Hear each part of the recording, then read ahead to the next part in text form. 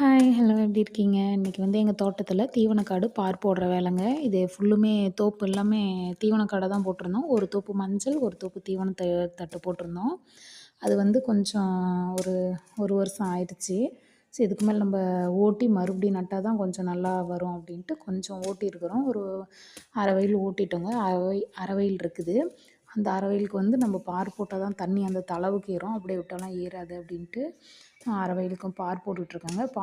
பார் இங்கேருந்து அந்த தளவு வரையும் போட்டு புல்லுலாம் செதுக்கி விட்டோம் அப்படின்னா தான் தீவனத்தட்டு தளவு அந்தாண்ட போய் தண்ணி ஏறும். விட்டோம்னா தென்னை மரத்துக்கும் தண்ணி வேணும், தீவனத்தட்டுக்கும் தண்ணி வேணும்ல. அதனால் பார் போட்டுட்ருக்கேங்க. பார் போட்டு விட்டா தான் தண்ணி போகும். மழை வரல இப்ப.